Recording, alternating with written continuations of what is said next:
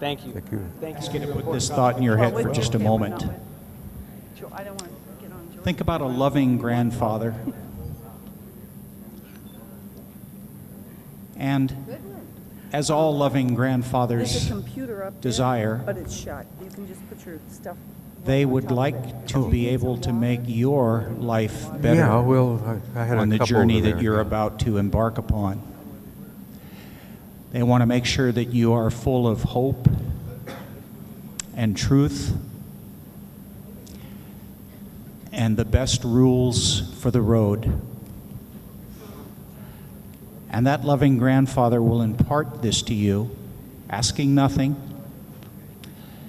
and from the fullness of their heart and from the very soul of their being. Ladies and gentlemen, I'm very proud to bring back out of retirement for you the Dean of Ufology, the Dean, Bob Dean.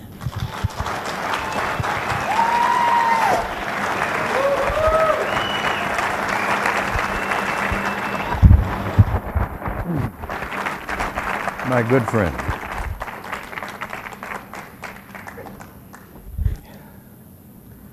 I guess I can lay this on top of there, huh? Yeah.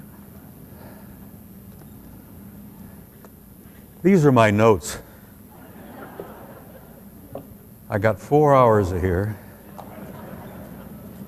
And we're sure as hell not going to get through all of it. As I was working my way up the stairs back here, it dawned on me that, you know, incarnating on this planet can sometimes be a royal pain in the ass. Speak up, Robert, please. I keep thinking they're going to call me back to the factory for some retooling and some major parts replacement. And I prepared a list of the major parts I want replaced. And there's an old friend in the audience, and I know damn well what he's thinking. And yes, that is at the top of my list.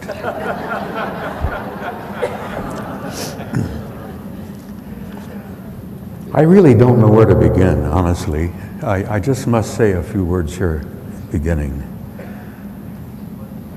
Why I'm here. Because I went into seclusion for a time. 5.5 years ago, I spoke at the Bay Area Conference in San Jose. And I said at that time that that presentation was my last and final public presentation. And I want you to understand why I did that. I was so fed up with so much that had happened over the years. I'm afraid I had learned too much.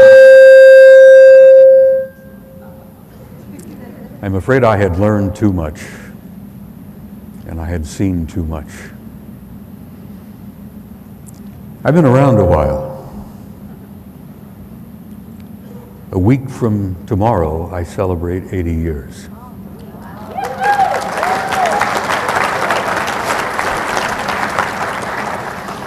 And I have been prone to whine and complain and grumble and carry on a few times, you know, because the years take their toll.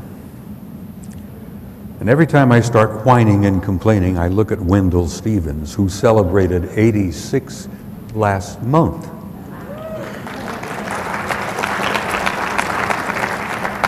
So when I see Wendell, and he's farting around, pretty vigorous old coot, I shut up because, you know, I have no idea where I'm going to be around another 6, but I take my hat off to Wendell. Not only is he a dear friend, but he's a bit of a hero in my book.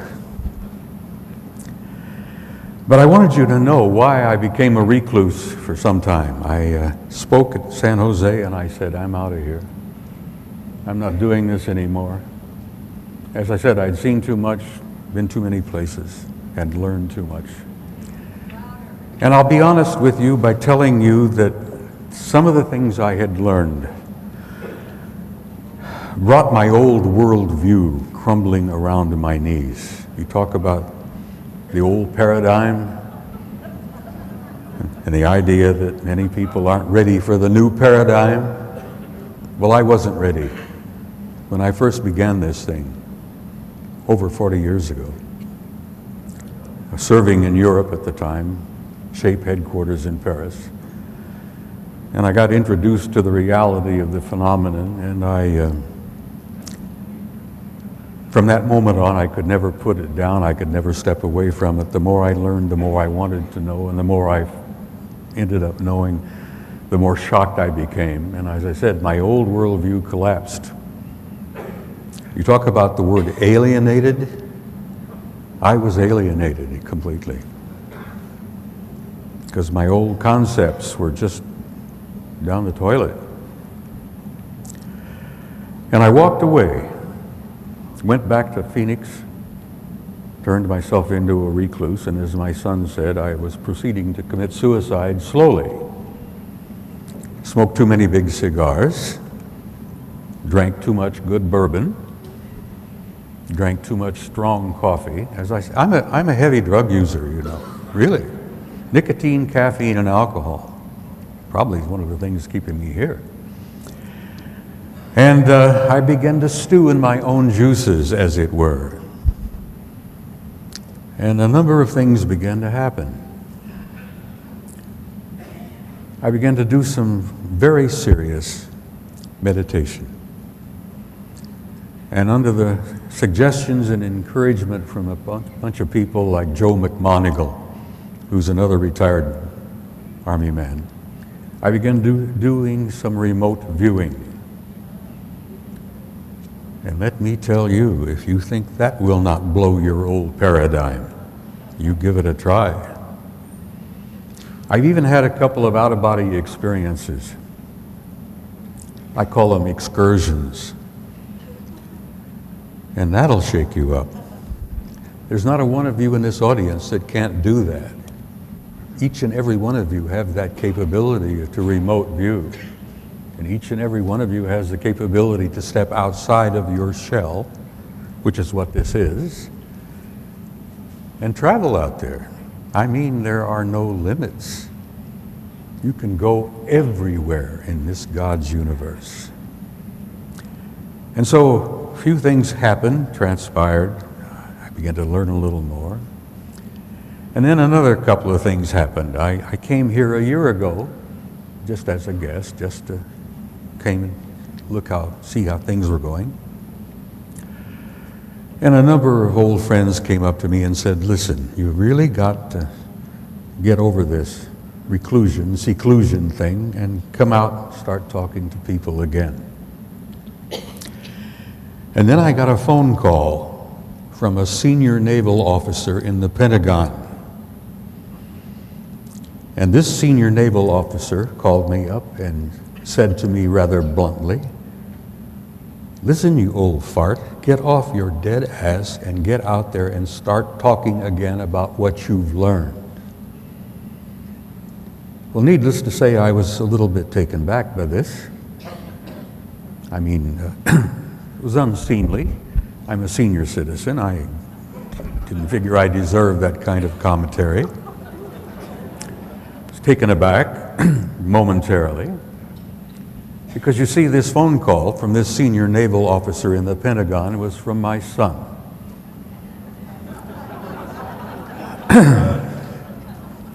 And he's had the privilege over the years to call me an old fart and get away with it.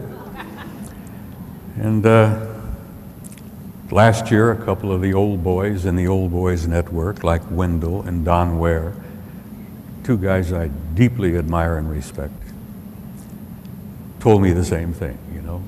Stop sitting there stewing in my own juice. Come out here and talk and share with people. You've seen things, you've learned things that need to be told. And so a combination of all these things, the remote viewing, the out-of-body experiences, the blunt phone call from my kid, I'm here. And I'm going to stay out here in the public again as long as I'm around. Thank you very much. I've also had some encouragement from a couple of friends. I jokingly refer to friends in high places. Well, let me try to get here. I was in the gentleman's lounge just before I came up here, and I had a flash of illumination. Now, a lot of people have those flashes of illumination while they're in the shower, you know? I tend to have them when I visit the gentleman's lounge. I think it's the sound of running water that does it for me. And at my age, I make a number of trips to the gentleman's lounge, and you would think I might be one of the most enlightened, illuminated people on the planet. But essentially, my illumination was this. What the hell are we doing here? Why do we come here every February? Why do we go up to San Jose at the Bay Area Conference every September? Why do we even bother doing what we do? And it hit me. It's because you people know how important this is. It's you people that, in my heart and my view, are the most important parts of this whole program. Each and every one of you. We come because we know that we're dealing with the greatest story in human history. I kid you not, it is simply the greatest story in human history. It's about us, the human race, this human species that we're all a part of. How did we come to be here? Where are we from? Why are we here? And where are we going? That's why it's so damned important. And we are at a transition moment in time. We are making a transition, and I call it a transcendent transformation into another species. And it's happening right this moment as you sit here in the audience. You're changing right in front of all of us. You're changing in every way. Your genetics, your genes are changing. You're not the same person you were 5 years ago or 10 years ago. It's a transformation that's underway, and when it's finished, if it ever finishes, which I doubt, you're going to be almost like gods because you have that potential. Long ago, an old friend of mine who I refer to continually as a dear old friend, a rabbi in Galilee said, "You are as gods. What I do, you can do, and even more." Well, take those words and put them in your heart and think about that. You are as gods. What he did, you can do, and even more. You're not there yet, but you're getting there. And this process is underway, and it cannot be stopped.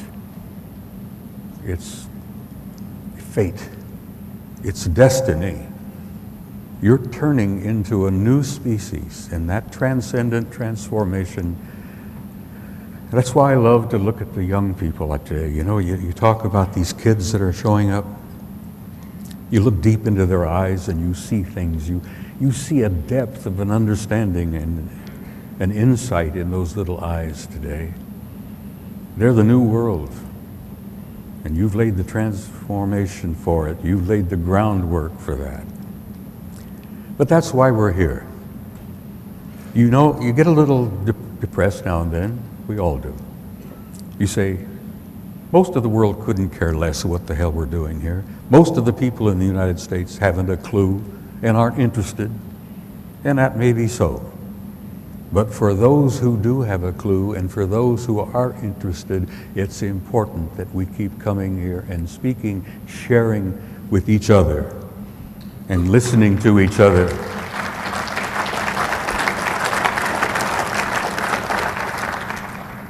Now I want to briefly touch upon something that's kind of current. I want to give you the definition of a word, and bear with me. There's a word that's being bandied about by people. It's called apocalypse. And I hate the misuse of that damned word. It's being used by a lot of people in different religious organizations. They're called the four horses of the apocalypse. You know, what is it? War, famine, and plague, and pestilence. Oh, we're in the end days. Oh, God, we're doomed. Well, hell yes, we're doomed. There's not a one of you in this audience is going to be here 100 years from now. Everybody who died today on this planet, their world came to an end. But that's not what the word apocalypse means. The word simply means the revealing, the uncovering, and the disclosure. And you're smack ass in the middle of all of that. You're in the middle of a process of revealing and uncovering and disclosure. It's happening every day for those of you who pay attention. Now again, my old friend from Galilee said at one time, for those of you who have eyes to see, let him see. For those of you who have ears to hear, let him hear. And I would like to add one more thing to that. For those of you who have a mind to think with, for God's sake, think. That's what's the most important part of it. You have eyes, you're paying attention, you're listening, you're using your God-given mind to think. And let me tell you, there's a difference between mind and brain. Your brain will die when you do, when the body dies. Your mind will not die because your mind is a portion of your soul, which is immortal. And if you want me to say that again, when you step out of your body, you do your remote viewing, you have an out-of-body experience. One of the reasons I'm still here is I have learned in the last 5 years the reality of the immortality of the human soul. And if you don't think that shakes you up some, many of you may be way ahead of me on that. But the thing I've learned, I guess, the most powerful thing, is that there is a God.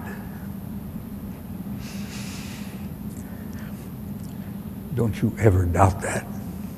There is a supreme being.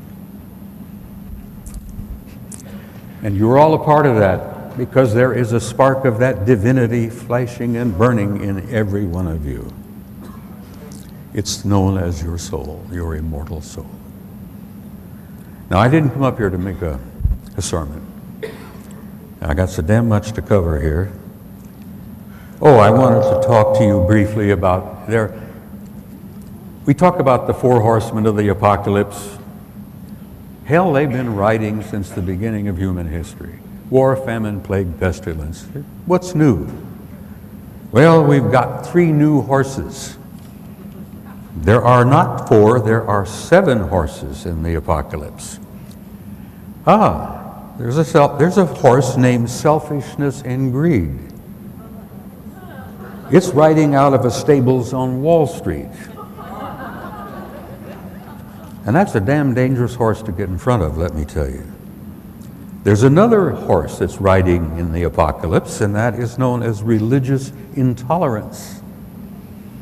And that horse is riding out of different places, Rome, Mecca, New York, Washington, wherever. And that's a dangerous one. And then the last of the 7 horses that I refer to is a horse known as scientific materialism. And that horse rides out of places like Princeton, Harvard, Yale, all over the damn place. Scientific materialism has set the human soul and its development and its growth back more than almost any of the others, I think. You've got these guys who haven't the slightest idea that there is a spiritual component to the human being. And they won't mention it, they won't accept it, they won't agree to it because they can't measure it and weigh it in their laboratories. And boy, are they in for a surprise in this next few short years. Now, let's see, where were we? Oh, I wanted to talk about disclosure, one of those portions of the apocalypse. There are two men. I have a great respect and admiration for Stephen Greer. And I have another respect and admiration for a guy named Stephen Bassett, who've been promoting disclosure for some time. And bless their hearts, both of them have been saying, oh, any minute now, next week, oh, the new administration. You know, we get a new president in, Podesta, Panetta, some of the guys who worked for Slick Willie some years back are now in place, and we're going to have disclosure next week. Listen, I've been involved in this whole thing for 40 years, and I've been deeply involved in it for the last 20. And let me tell you, take it for what it's worth, in my view, there ain't going to be no disclosure, not like they expect. They expect the government to someday have a news conference and stand up and say, hey, we got a little surprise for you. Guess what? We've been keeping it from you. We're sorry about that, but it was for your own good, you know. You guys weren't ready for this. You probably couldn't handle it. So, but now we're going to tell you, oh yes, aliens are here. They've been here for quite a while. They're all over the place. Well, they are indeed all over the damn place. But you're not going to get a government disclosure because that's not how government works. First of all, they're a bunch of nitwits in some cases. They're not capable of giving you a disclosure and doing it in a sensible, thoughtful, caring way. For a lot of reasons. One of the reasons is that they don't want to admit to you they've been lying to you for over 60 years. And then the other thing is that they are really a little bit uncertain and frightened themselves because the true scope of their awareness and what they know still has them in a state of shock. Because they can't come out and tell you what, it's like my analogy of the Pandora's box. You don't open it just a little bit. You just lift the lid just a tiny bit and boom, everything comes out. Well, when everything comes out, it's going to blow the lid off of everything because this is the biggest damn story in human history. And it's simply this: you're not alone and you have never been alone. And you have had, as I have learned over the years, an intimate interrelationship with advanced extraterrestrial intelligence from the beginning of human history. And one of the big secrets is that they don't want to even get close to is that your very existence was initiated and orchestrated by an advanced extraterrestrial intelligence. Now, how the hell are they going to tell you all of that? Ain't going to happen. I hate to tell Stephen and Stephen that, you know, I love you guys, but forget it. It ain't happening. Now, let me tell you what is happening. Disclosure has been taking place. It's known as controlled leakage. Funny term. It's amazing there's not puddles on the floor here because this conference, there's a lot of real leaking going on at this conference. And there is a stain there. Somebody's been leaking already. It's been underway for some time, and I'm going to tell you, it is what is known among the experts back there, wherever the hell back there is. It's a form of subliminal education. Now, there's not a one of you who is not aware of that, I'm sure. One of the great leakers of all time is another Stephen, not Bassett and not Greer, a Hollywood producer by the name of Spielberg, who has had some major contributions in this leaking going on over the years. He made a movie called E.T., which was primarily for the kids. He made another movie called Close Encounters of the Third Kind, which was primarily focused on you big kids. He also made a TV series, which I hope all of you saw, and they ought to release it again, called Taken. Now that's leakage in a big way. That's subliminal education in a big way. And Spielberg's not the only one. It's going on all the time, subtly, gently. The whole point of it is to be subtle, undercover, subliminal. I was honored a number of years ago to be a speaker at the Mensa Regional Conference in Orange County, Southern California. And I was honored being invited to speak at the Mensa Conference. I used to belong to the organization, but I've gotten away from it. It was too much like tooting your own horn. Anyhow, one of the speakers, the guest of honor at this Mensa Conference, was a guy by the name of Chris Carter. And as you may remember, Chris was the producer of The X-Files, which I think ran, what, 8 years? Sometime, a very popular show.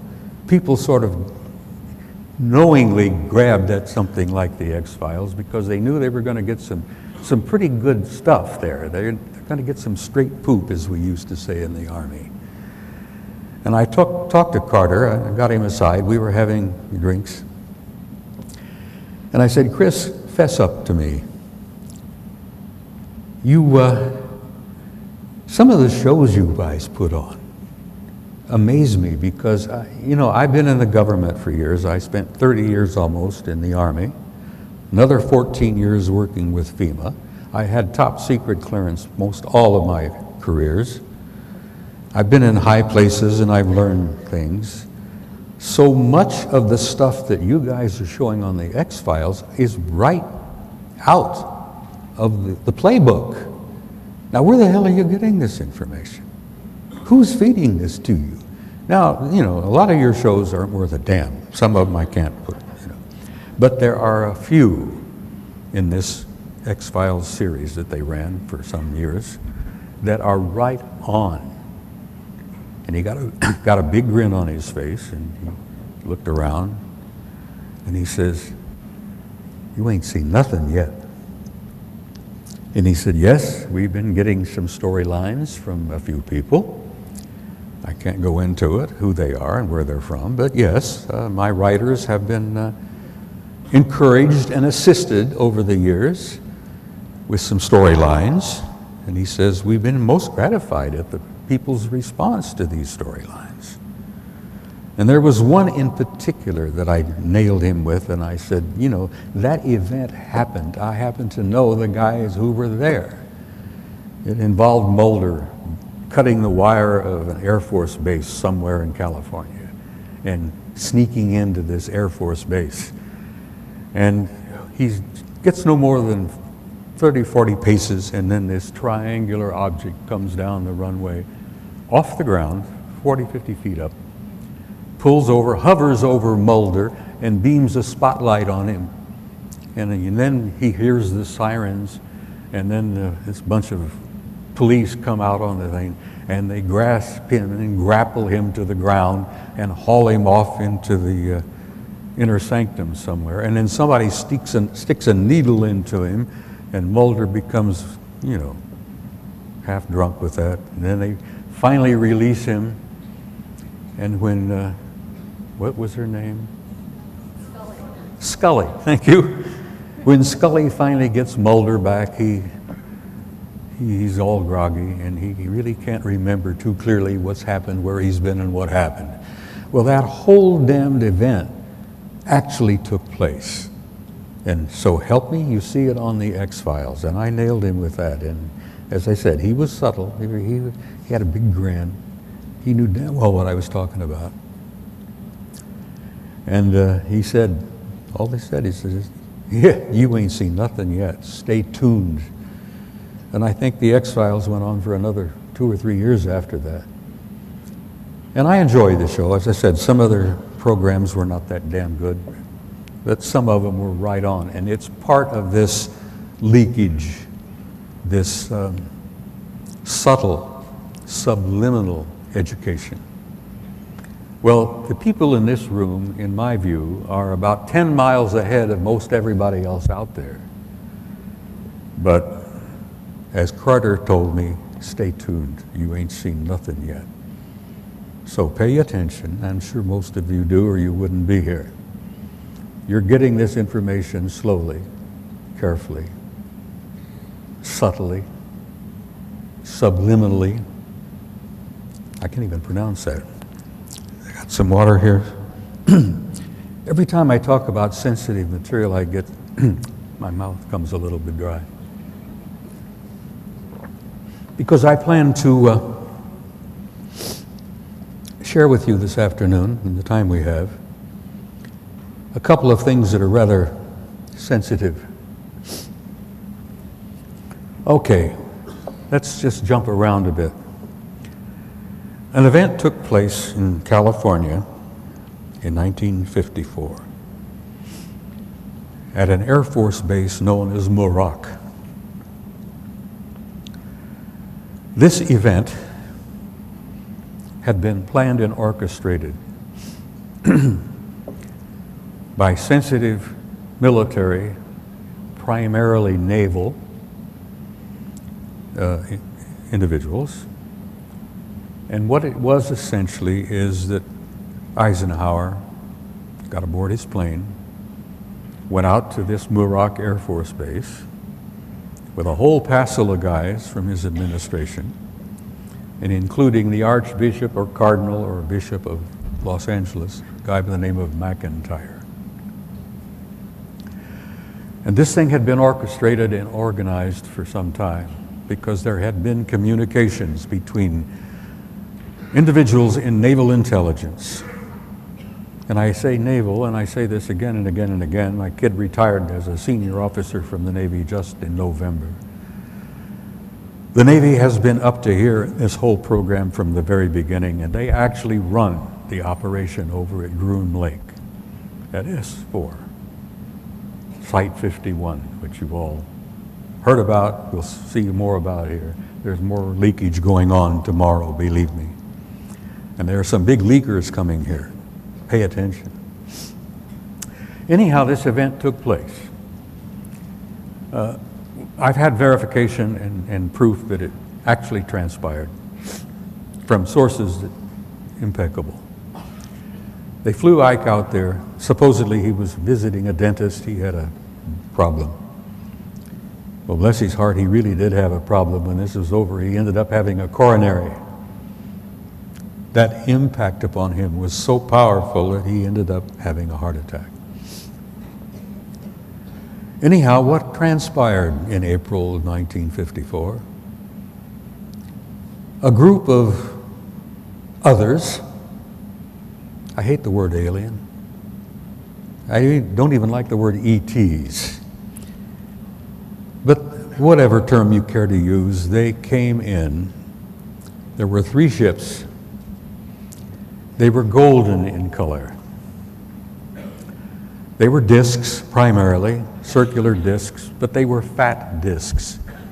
They had a high dome on the top and they had a big dome on the bottom. And these golden metallic discs came in, 3 of them, and they circled over the runway, made several passes. And Ike and this whole crowd are standing there with, mouths dropping open. We had some generals, we had some admirals, and we had a couple of church authorities there, and poor old Ike. And these guys circled around for a time, and then one of the ships came in and landed on the tarmac right in front of the hangar where the receiving party, the welcoming party, was located. And they had cameras set up. There were at least 4, maybe 5 cameras. Everything was on film. All of the sounds, they picked up every word that was said. One of the ships come over and lands right in front of the hangar. The other 2 ships stayed hovering over the runway during the entire process. The stories I've heard from people I trust in that the whole thing went 3 days. There was a lot of exchange, and your country hasn't been the same since. You talk about black government, shadow government. Ladies and gentlemen, you have no idea how damn black it is. The government you think you've got is not the government you've got. The government you think you had, the government that Washington, Jefferson, Adams, Hamilton, all the rest of those guys created 200 years ago, is not the government you've got today. You do not have a democratic republic, good people, and I'm sorry to have to tell you that. Your democratic republic ceased to exist. I think the last chink in the thing was probably in 1913, when they created that financial nightmare that they created. They created a financial nightmare in 1913 that's caused, I think, contributed in great extent, the problem we find ourselves economically in today. The Federal Reserve was created at midnight in Congress a couple of days before Christmas in 1913, and your beautiful republic breathed its last. That was the beginning of it. The last gasps of your republic took place in 1947. And if you think that wasn't a big year, you all know about Roswell. Well, let me tell you, Roswell was one little tiny event. For God's sake, there were 3 crashes in that area in New Mexico within 30 days. Roswell was only a tiny piece of it. There have been crashes going on all over the country and all around the world for the last 40 years, 60 years. We've been picking up bits and pieces of hardware all over the damn planet. The Navy retrieved a UFO out of the waters off San Diego in 1941. And if you talk about parts, well, we picked up bits and pieces. Ooh, and we loaded them up. We took them off here and we took them off there. Took them at Wright-Patterson Air Force Base. We've taken them at several places, and then, God bless them, we've taken the bodies and a couple of survivors off as well. Well, that's ancient history. But I'm saying, forgive me if I repeat myself, your government that you thought you had ceased to exist in 1947. And 1947 was also a year where we created the Central Intelligence Agency, we created the National Security Organization, and we also signed a pact called the UCUSA Pact, UK-USA. Now this pact we signed in 1947 was not just an accident. At the end of World War II, the United Kingdom, Australia, Canada, New Zealand, and the United States signed this pact, and we have been like this ever since. But the people in the United Kingdom, in England, Wales, Scotland, Ireland, they don't know any more about it in reality than most people out there do.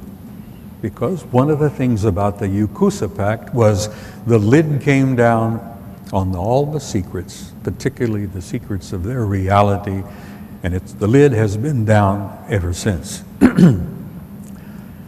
I have to laugh sometimes when I hear Nick Pope speaking out. Many of you know who Nick Pope is. He's a delightful young man. He's a bright young man.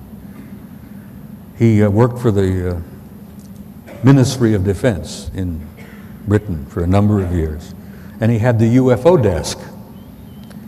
And Nick is a lot like some of our people. They sit at the desk and they see a little bit,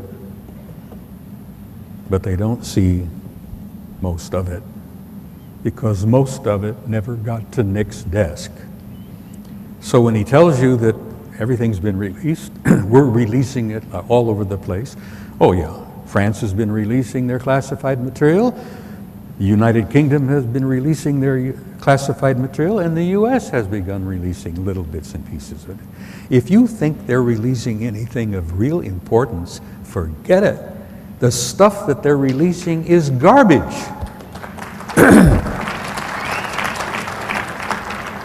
Nick, forgive me, wherever you are at this moment. I'm not putting you down. Most of the stuff they're releasing is garbage. The only bit of information that came out of France recently that was of any information or of any value was a report they called the Cometa report. And many of you, I'm sure, are familiar with that. A number of retired French admirals and generals and scientists got together and put together a 30 or 40 page document called the Cometa report about what they considered to be the reality of the extraterrestrial presence, which is a term I like to repeat from time to time, the UFO matter. And the Cometa report said essentially that, damn it, we're not being told the truth, and we think it's time for everybody to fess up and get this information out. And the French were really ticked because, you know, they've had a chip on their shoulder from the very beginning that they've never really been shared with by the United Kingdom and the United States. That was one of the big problems when I was in Paris in 1963 to 67, when old de Gaulle threw us out. He withdrew from the military alliance, which I was a part of at that time. He stayed a member of NATO, but he withdrew from the alliance because he was pissed off because the British and the Americans had not taken him into their confidence and shared with him. Well, the French admirals and generals even today are angry because the United Kingdom and the Americans have not shared with France. And there are a lot of reasons for that. Because when I was there in Paris in 1963 to 67, there was a major French spy ring going on at the time, where everything that Washington and London would send to us at SHAPE headquarters went immediately to Moscow. So Washington was not sending anything to SHAPE headquarters about the UFO matter, where these things were flying all over Central Europe back then. Gordon Cooper admitted to me, he said, you know, I was flying jet fighters over Europe in the 50s, and they were all over the damn place. We wondered then what they were all about. Well, bless his heart, Gordon now knows the answer. Oh, where were we? I was rambling, excuse me. We were talking about disclosure. There are lots of different things that have been happening. Let me get to some of this material here. One of the things that ticked me off the most is a little document known as Executive Order. I have in my fingers, I sound like one of those guys on TV. I have in my greasy fingers here an Executive Order. Copy of it. This was signed by Slick Willie. Oh, excuse me, President Clinton. Slick Willie signed this on September the 29th, 1995. An executive order is something that you may not be aware of. An executive order is probably the most powerful piece of paper there is in our government. A president sits down, comes up with an idea, he has something he wants to do, he puts it on paper, he signs it, that becomes law. Nobody in Congress has to talk about it, nobody in Congress is asked to see it, nobody in Congress has to give approval to this, because when the president signs it, it becomes law. Now that in itself, good God, Washington, Jefferson, Hamilton, those guys are spinning in their graves, I think. The fact that we've reached this point where an imperial president can sit in his office at 1600 Pennsylvania Avenue and sign an executive order which becomes the law of the land, and you cannot argue with it. This particular one that Clinton signed in September of '95 wiped away every rule in the Environmental Protection Act. There were a bunch of guys over here, not too far away, at Groom Lake, Site 51, who were dying horrible deaths because they had been exposed to something, smoke, chemical, whatever, during their job. And these guys, the flesh was falling off their bodies, their skin was rupturing, the flesh was falling. They were in incredible pain, and they were dying. And their doctors and some attorneys tried to find out what it was that was causing this. If the doctors could find out what was causing it, they could possibly help those guys deal with this, and they could come up with some way of treating them. Well, not only did the government deny the request for information on what that material was that was killing these guys, those bastards in Washington even denied the damn facility didn't even exist. And this is after the Soviets had taken photographs from orbit proving the existence of Groom Lake and Site 51. And the Soviets were good enough to let us have photographs of the damn place. And yet your government in Washington says, oh, that doesn't exist. That place doesn't exist. No. And they wouldn't share any information, and those guys continued to die. I don't know how many of them passed away. I lost track of it over the years. But I want you to know something about your government, or what the government you think you've got. There's another tiny tidbit here. I got a stack of tidbits I hope to share with you. How many of you are aware that your national, what do we call it here? The National Patent Office has a whole set of orders called secrecy orders. You know, patents are guys that invent something, scientists, we got some smart guys out there. They invent something. You all probably know that we have had inventions that, oh God, I tend to get angry here. Every time I go to the filling station, I'm angry when I put gas in my car. We've had free energy for over 40 years. But that's a separate story. The National Patent Office, guys who invent something, come up with bright ideas, a machine that you poke it, start it, it creates power, it gets more power coming out than was put in, and it, oh my God, already? Oh geez. I'm sorry. It's a problem I've had. As I said, I have this pile of stuff I wanted to share, and I only got 15 minutes. Well, I wanted to throw this out to you. The last bit of information I have is in the year 2002. There were 4,792 patents that had a secrecy stamp placed upon them, where those patents could not be talked about, published, or developed because they involved national security.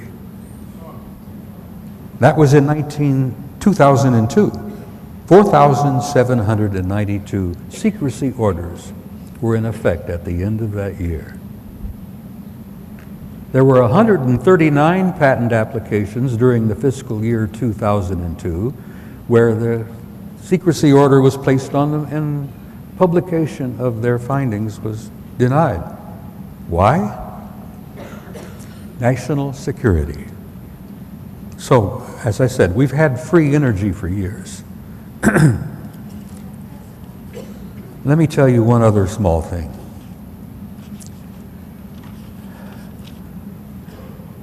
A retired scientist by the name of David Froning, who is alive and well and living outside of Flagstaff, Arizona today. 15 years ago, David Froning spoke at a conference which I was part of. And Froning graduated or completed his career working for Lockheed Martin, this vast corporation that's got their sticky fingers in so damn many things. David told us at this conference 15 years ago that before he retired, Lockheed Martin had, how the word he is, they had developed and were using hyperluminal flight. And it took some of us a little bit of a side there, and David, hyperluminal flight. Yeah, he said, faster than light. They've had it 40 years. Who has it? Well, he says, I want to say your government, but I can't say that with all honesty because he says it's classified. We've had hyperluminal flight for years, and you may know about it in another 20, 30 years when they fess up and tell you that what they can do, and what they've accomplished, and what they can do, and what they have done. Now, another little tiny tidbit. This was from David Froning, a respected man, a scientist who spent all those years. Froning was involved with what he called modified field propulsion, a variable field form of propulsion. They were dealing with matter-antimatter conversion. They called it exotic field tension. And he said flatly, it modifies time and space. And it ends up, we've got transluminal, hyperluminal flight. Now, some years ago, a guy by the name of Ben Rich retired from Lockheed Martin. And in the end of his career, Ben ran the skunk works over there at Lockheed. And there was a little jovial exchange between him and the guys in the audience out there. And Ben Rich said, you know, we can take E.T. home. I think the E.T. movie was out about that time. He says, we can take E.T. home. And a few of the guys in the audience says, Ben, what the hell are you talking about? Oh, he said, let me tell you, we've got stuff you wouldn't believe. We can take extraterrestrial home. So they said, look, what the hell is it all about? He goes over to the blackboard and he writes, unfunded opportunities. Okay. Well, the guys say, well, what the hell does that mean, Ben? Unfunded opportunities. So he goes over with the chalk and he circles the U and the F and the O. Could you say that again louder, please? Could you say it louder again, please? This term that he wrote on the blackboard was unfunded opportunities, and he circles the U of unfunded and the F in unfunded and the O in opportunities. UFO. And then he had a big grin on his face and he left the podium. So we got these little bits and pieces. You talk about leakage. Leakage, oh, it's all over the place. Just one little other piece of leakage here. Many of you probably know this. Jesus, I got so much to share here. Oh, John Glenn, who you all know, I'm sure, know who he is. He appeared on the Frasier TV show. It's one of my favorite shows. Some years back, in March of 2001. Now this was, I'm sure, planned and orchestrated. This was not an accident. In the process of that Frasier show, John Glenn said, back in those glory days, I was very uncomfortable when they asked us to say things that we didn't want to say and deny other things. Some people ask, you know, were you alone out there? We never gave the real answer. We've seen things out there, strange things, but we know what we saw out there and we couldn't really say anything about it. The bosses were scared of this.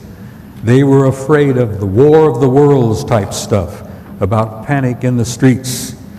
And so we had to keep quiet, and now we only see these things in our nightmares or maybe in the movies, and some of them are pretty close to being the truth.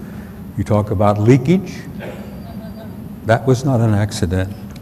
That was a form of leakage. That was a form of, what do they call it? Subtle education. Anyhow, where the hell am I? Something else I had to get to. Important. Before he died, John Paul II was negotiating. Oh my. They tell me I have 5 minutes. I'm going to ask for maybe 5 more, maybe, if these people are agreeable. John Paul II, before he died, was negotiating with the government of Iraq. There was a nitwit running the government of Iraq at that time by the name of Saddam Hussein. Well, the Vatican was negotiating with Saddam Hussein because the Pope, bless his heart, he wanted to make a pilgrimage to the holy city of in Iraq. Now, there's nothing at today but the ruins of a ziggurat. But it was one of the major cities of the old ancient Sumerian civilization that was established by the group we jokingly refer to as the Anunnaki. Now, why was it that John Paul wanted to make a pilgrimage to the holy city of in Iraq? Well, it was because after the events in April of 1954, Cardinal McIntyre, once it was all over with, scurried off to New York, got himself aboard an airplane, flew off to the Vatican, and spilled the beans to the Pope about what had transpired there at that Air Force base in the desert, California. And the Vatican, my friends, have been up to here in this whole cover-up, in this whole matter from the very beginning. As I jokingly refer, and I'm not trying to hurt anybody's feelings, if you might be Roman Catholic, I have respect for you. But it's a strange city. It's a national state of its own on the banks of the Tiber in Rome, filled with old men wearing long dresses and funny hats. Some of my Catholic friends are going to get me for that. The Vatican has been up to its eyeballs in this whole cover-up from the very beginning. They have one of the finest national security intelligence operations on the planet. I mean, a retired Soviet KGB general by the name of Oleg Kalugin, who is now living in Washington, D.C., and he's an advisor and some of our people in government. Oleg Kalugin said, if we had had the intelligence operations in the Soviet Union as good as the one at the Vatican, the Cold War would still be going on. The Berlin Wall would have not fallen, and the Soviet Union would still exist. He says, we always knew that the best damn security intelligence operation on the planet was out of the Vatican. And probably the reason is that every damn priest in every country on the planet, Catholic priest, is in a sense an agent of the Vatican Intelligence Secret Service. And they're deeply concerned about the location and the appearance in our solar system of a planet known as Nibiru, which has already been photographed, and I have a picture of it here in a moment to share with you. The 10th planet has been photographed by an what do they call them, where the telescopes are? Astronomers. Well, anyhow, they've taken pictures of the damn thing in southern Chile because it has appeared below the ecliptic in the southern hemisphere. It's already been photographed by at least 3 cameras and telescopes. And you're all going to be seeing it probably in the northern skies in the next 3 to 5 years. It's one of the biggest secrets in our government today. The reality and the presence of the 10th planet. Our government has known about it since 1980. Anyhow, it's real, it's there, and we're going to see it up here. It's classified at the moment. Sorry, I can't tell you that.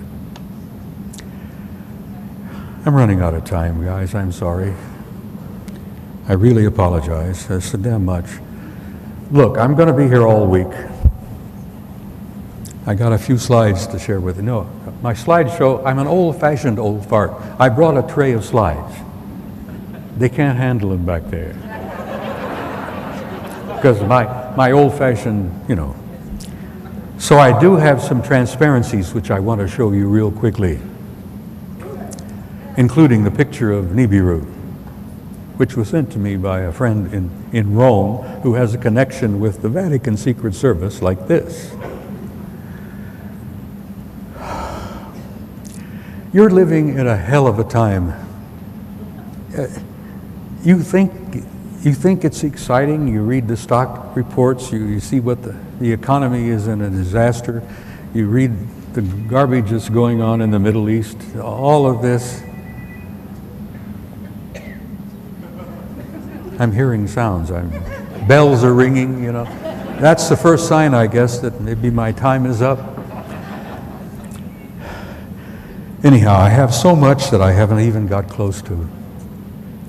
I touched base on just a few things this afternoon, things that I feel were important. I wanted you to know that you're living in an incredible time, which you orchestrated yourselves. There's not a one of you who didn't plan your incarnation here. And your being here in the flesh is no accident. But let's get to some of these transparencies, please. Mel, would you throw the first one up?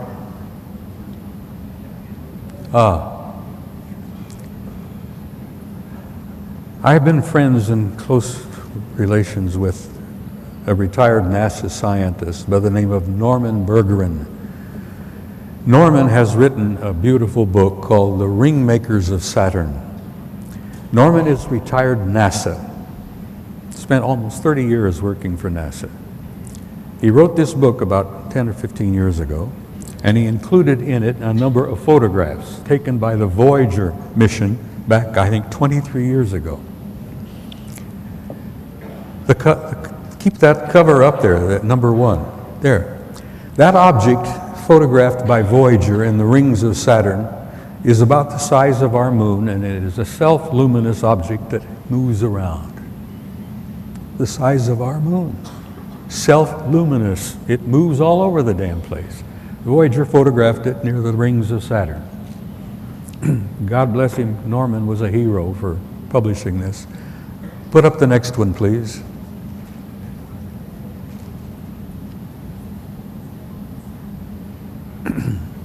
Oh yeah, what you see on the right is a ring of Saturn. What you see on the left are two objects. The one in the upper left-hand corner there is another self-luminous object that moves all over the place. And then the one you see, this long thing here at the end of that ring, Norman Berggren says he believed that they were making the rings. I'm convinced that they were probably mining the rings. But I respect Norman's opinion. He's the retired NASA scientist, and he did the book. And that object at the end of that is over 2,000 miles long. It is an artificially constructed object, over 2,000 miles long. It's about 500 miles in diameter. Now, you remember what was the famous British writer that just died? Arthur Clarke, thank you. I have these moments, you know, where I think they call it senior moments where you forget. Arthur Clarke used to say, if you see advanced technology to a degree that's beyond what you can understand, people consider it as magic. Well, this is magic, guys. Throw the next one up. That object, can you imagine a technology and a society that can build an object 2,000 miles long, for 500 miles in diameter, that could either be mining or making the rings of Saturn? Oh, this is an object that flew up and knocked the Soviet satellite out of orbit some years ago. The Soviets sent up damn first-rate satellite over to orbit Mars. And they wanted to take pictures of one of the moons. They wanted to take pictures of Phobos. one of the two moons of Mars. And while they were taking pictures, this object comes up from the surface of Mars, bumps the Soviet Phobos satellite, knocks it out of orbit, and it crashes. Next picture, please.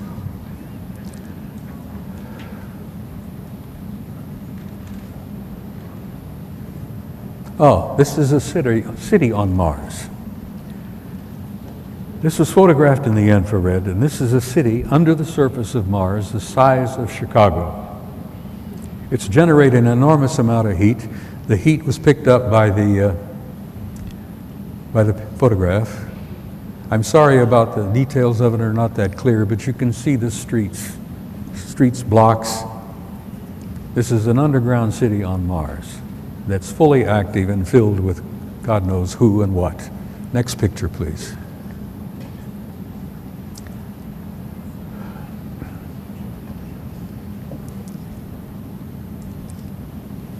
There it is again. Could you move that somewhat so the bottom part of that comes up a little closer? Guys? Yes, thank you.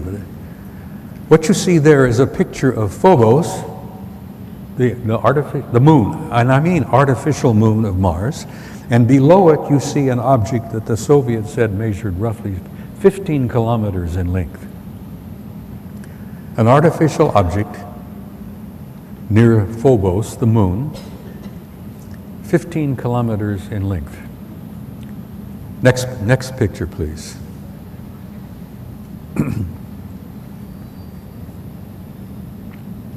That's Phobos.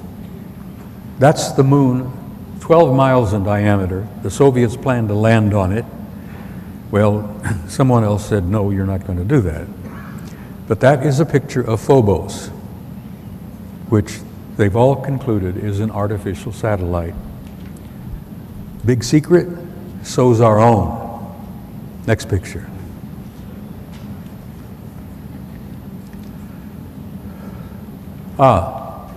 This photograph was taken by your own NASA Apollo 13 guys on their trip to the moon that didn't work out too well. And many of you may have heard rumors about the story, but Apollo 13 had a small nuclear device aboard. And they had been told by the guys that ran NASA that they were going to land on the surface, going to place this small nuclear device. And then when they all left and came back aboard and came back, they were going to detonate it and study the reverberations of this nuclear device, study the seismology of the moon, because they've been convinced for some years that the moon is basically hollow. It appears to be somewhat of an artificial satellite. Well, they plan to detonate this nuclear device, and the others said, no, you're not going to do that. Get back to that picture again, please. All right, I wanted to show you. This picture was taken by Apollo 13. The object you see there in the middle is 5 miles long. It's an artificial, I assume metallic object, probably crammed with guys.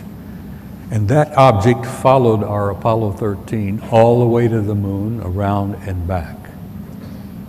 Now, whether they were trying to make sure the Apollo 13 guys got home safely or what, whether they were the ones responsible for Apollo 13's little accident, which kept them from landing on the moon and placing that nuclear device, who knows? We may find out someday. But here you have an artificial object in orbit on the way to the moon, 5 miles long. Now, I've spent some time aboard aircraft carriers with my kid. I've been invited several times. My boy served on 4 different carriers, nuclear-powered Nimitz-class carriers. We have carriers with 5,000 men in the crew, 1,000 feet long, 150 aircraft. You know, there's snack bars, dining rooms, accommodations, this and that. Can you imagine the accommodations on a object? I like to think that, you know, there's McDonald's, bowling alleys, God knows what. I'm sure they have a fairly good life out there. Anyhow, aboard an object 5 miles long. Next slide. Let's move along here. Next one, please. The second photograph. Same objects, but a second photo in the sequence. Apollo 13. That's the big mother, and I use that, no pun intended. There are other objects out there. There's a disc-shaped object, and then there's the other object. Then above it is the moon out there. But there's that one big object out there. I'm sure they got a crew of hundreds, maybe a couple of thousand. In 5 miles, you can put a lot of, good stuff out there. We know this about them. Next slide. We know that they're almost like us. They're very much like us. Oh God, listen, guys, we're going to have to stop. Take it down, please. Turn the thing off. I'm out of time. I've tried, in the time I had, to do two things. To impress upon you the reality of the extraterrestrial presence, the ones I refer to as the others. I hate the term alien. I hate the term UFO. There are no UFOs. We've known what they are for years and years and years. Some of them are ours, some of them are theirs. There's no unidentified flying objects out there. They're all identified. I've tried to impress upon you the seriousness of it, the seriousness of the cover-up and the lies they've been telling you, the importance of why you need to know as much as you can know.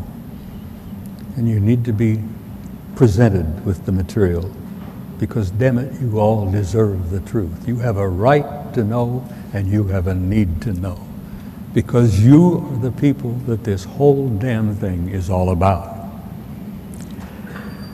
Now, they're in our midst. That's an understatement. When I came in, I arrived yesterday. I've been running around here all day. There's an old friend sitting in the audience out here who I've known for years. He's currently with Defense Intelligence Agency. He's getting up to years, probably going to retire very soon. And I've met him many times. We've shared a lot of information. There is another young man in the audience here who I will not point to because I can't see a damn thing with those lights, who is from National Security Agency, and he and my old friend were not aware of the other one being present here. But the one that's most redeeming and most exciting for me is there is a couple here who look like they're in the mid-40s. They look like a husband and wife. Nice-looking people.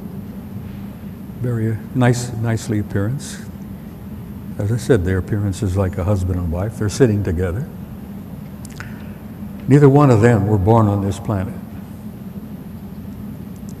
Guys, they're in your midst. If you have dinner down here somewhere, you could be. If you have dinner down here somewhere, you could be sitting next to one of them. There are two of them in the audience this afternoon, and I want to salute you. They're nice folks. They're as human in most respects as you and I are. They're all over the damn place. They're in our midst and they are family. We're related to them because they were the ones that had a hand in establishing us as a hybrid race 100,000 years ago. And that hybridization is still underway, it's still happening even as we sit here and speak. It hasn't stopped. It's underway. There are lots of guys here from different places. They have different agendas. Some of them are nice folks and some of them are not. As I said, they have different agendas. But we're not in any great fear because the nice folks are going to damn well insist and ensure that we are allowed to keep this program underway and that we're going to survive and keep this beautiful, blessed little planet going the way it's been going. We're making some progress. but they're all around. And you should, I think, feel a sense of gratitude and satisfaction to know that some of them are good folks, nice folks, and they care about you. And then the other thing I want to say is I learned there is a God, and that each and every one of you is an immortal soul who will live forever. And you've been here before, and you probably will come back again. And if you don't incarnate here again on this particular planet, maybe we can meet each other and our paths will cross if we reincarnate somewhere else, because this program is a universal program in scope. And it's never ending, and it's something absolutely glorious to find out when you realize the truth of that. Now, I'm sorry, I apologize. I ramble too much, I'm long-winded. I want to say something in closing. I want to try to communicate to you how much you people have meant to me over the years. Can't hear you. I want you to know how much you all have meant to me over the years. Your support, your encouragement, and your warmth is only the one thing that's kept me going. I want you to know,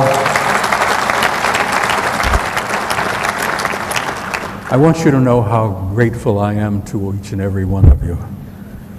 You are friends. Ti amo. I love you all. Good night.